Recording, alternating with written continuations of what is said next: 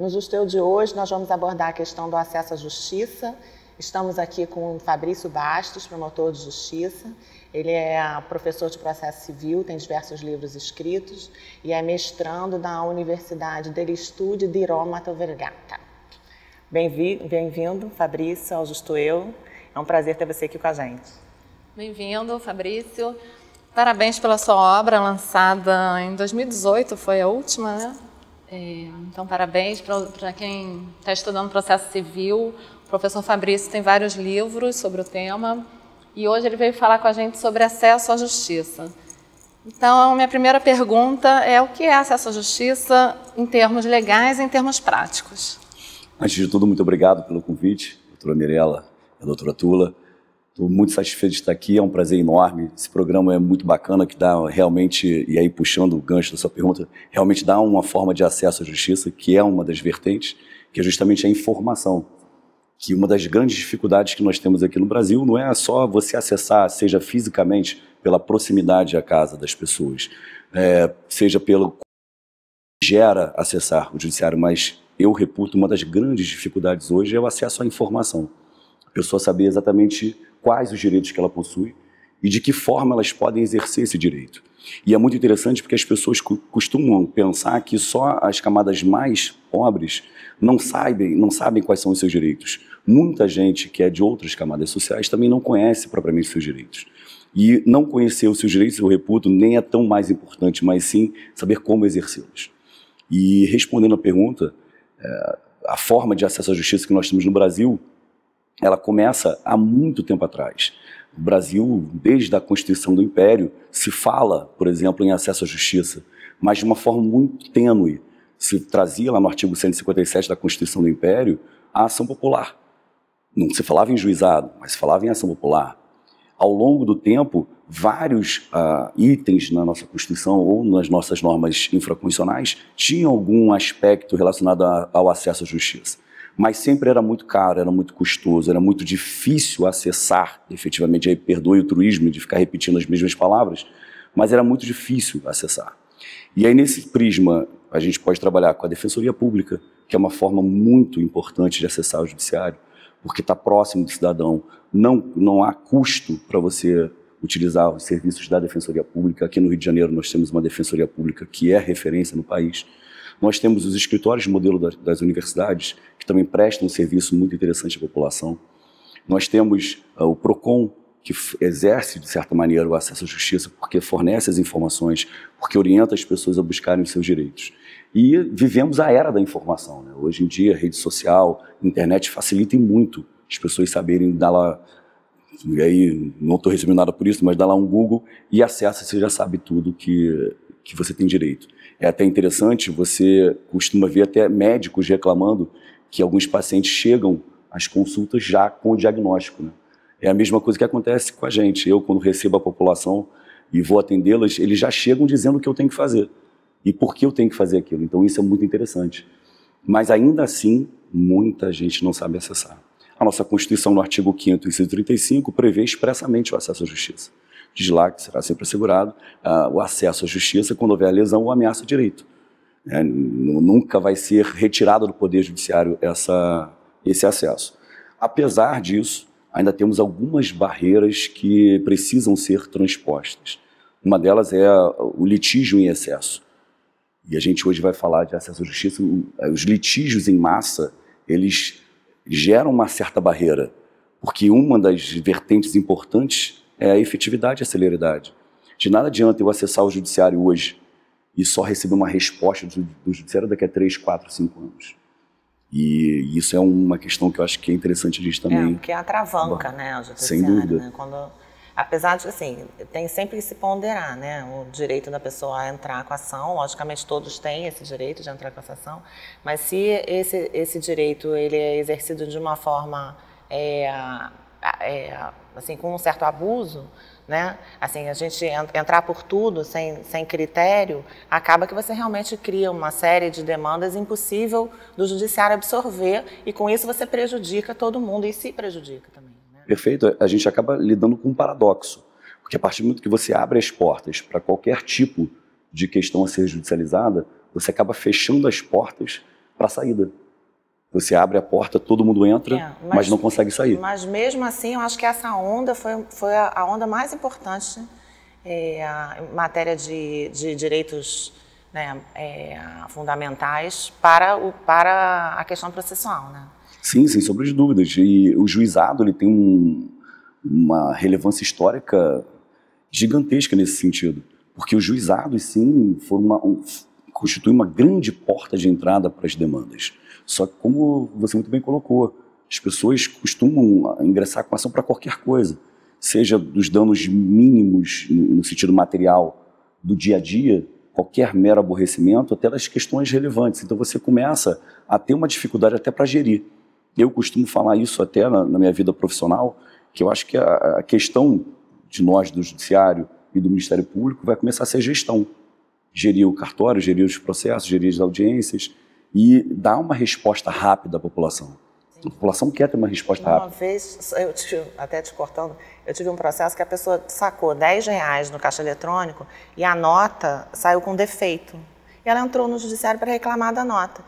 Ela tinha levado essa nota para o banco pegou a nota para fazer uma análise e descobriu que a nota era verdadeira, porém a nota estava faltando algum dos elementos característicos. Na verdade, ela tinha conseguido uma nota raríssima, que deveria valer até um dinheirão, mas ela resolveu entrar na justiça para reclamar de ter pego a nota, e com isso ela disse que foi vista como uma meliante que estaria tentando passar uma nota falsa, só que na verdade não tinha prova nos autos, nada disso. Ela apenas tirou a nota e viu, olha, uma nota diferente, foi reclamar no banco, porque ela tinha tirado no caixa eletrônico, foi reclamar no banco, pegaram a nota dela, aí eu fui e dei o dano material dela, que foi de R$10, que foi a nota que ela pegou, porque eu não considerei que isso era um dano moral. Isso era uma questão que poderia facilmente ser resolvida. Se ela fosse administrativa no banco, administrativamente, pedir os R$10 dela, ela seria ressarcida daqueles R$10. Né? Então, assim, são esse tipo de demanda que realmente acaba travancando, né? Você vê essas novas formas de acordo do Ministério Público com as partes interessadas em tirar, né, a demanda do Judiciário.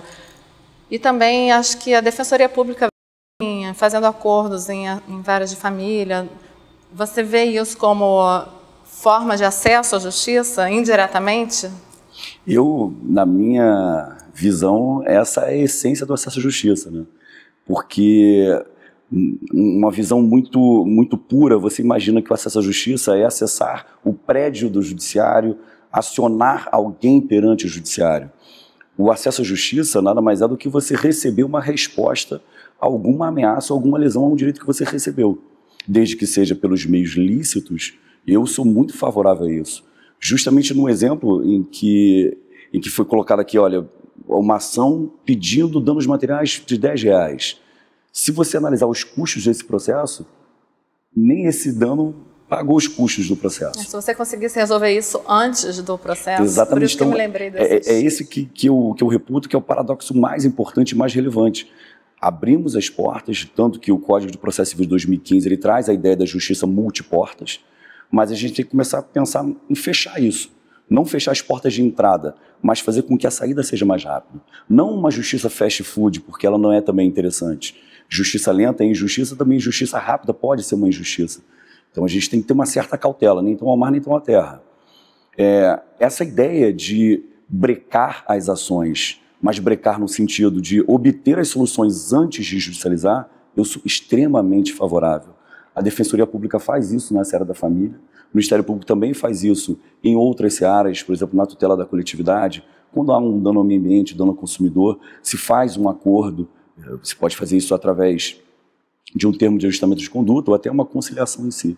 Nesse sentido, é muito importante reforçarmos a ideia de conciliação, reforçarmos a ideia de mediação. Mas, antes de tudo, retirar a ideia dessa beligerância. Beligerância no sentido de que tudo o que acontece na sua vida você precisa judicializar. Nós temos essa cultura de judicializar. Eu costumo brincar até em sala de aula, eu falo o seguinte, nós mesmos fazemos isso com as pessoas próximas. Teve uma briga com o vizinho, olha, você não resolve, cara, então bota na justiça. É um estímulo à judicialização das questões. É que ele vai procurar os seus direitos. Né? Exatamente. E não há um estímulo à solução das questões, há um estímulo à judicialização das questões. Então nós perdemos um pouco essa ideia de solucionar as questões sem precisar do Estado nos dizer qual é a solução cabível. Alguns juizados têm aquele projeto do expressinho, não sei se ainda se chama assim, que as empresas mais beligerantes montam em determinados juizados um postinho, e aí a pessoa, antes da entrada, vai lá ver se consegue resolver administrativamente a questão. Se não resolver, vira um processo judicial. Mas, desculpa, mas é engraçado também porque a maioria das pessoas não chega, apesar da facilidade do acesso à justiça, muita gente também não busca seus direitos. Acho que as empresas também contam com isso para elas falharem no atendimento ao consumidor. Outro dia, para cancelar um serviço que eu tinha, eu até comentei lá em casa, eu falei, vocês vão ver a dificuldade, eu estava tentando cancelar o serviço. Eu fiquei 1 hora no telefone, e passava para outro canal e caía, e eu ameacei, eu falei, eu vou entrar na justiça, porque é mais fácil eu cancelar peticionando do que pelo telefone. Eu perdi 1 hora da minha tarde para tentar resolver um problema simples, que bastava eles me darem o número do protocolo do cancelamento. Né? Não, e a gente chega numa situação que parece ser surreal, né? Porque é como se fosse um looping, você fica voltando na mesma situação. Você citou o exemplo de empresas que são muito beligerantes, que são, eu costumo dizer que são os clientes do judiciário. Tem inúmeras ações, mas se a gente tivesse um poder público efetivo que aplicasse multas pesadas e mostrasse assim, se você continuar exercendo dessa forma a sua atividade, essas multas vão ser elevadas cada vez mais. Daria um efeito pedagógico. Faria com que o serviço melhorasse um pouco sem precisar da interferência do judiciário. Porque hoje tudo desemboca no judiciário. Seja para solução ou seja para reclamar. Vocês certamente já ouviram no dia a dia ou até na atividade profissional que a culpa pela demora é sempre do judiciário.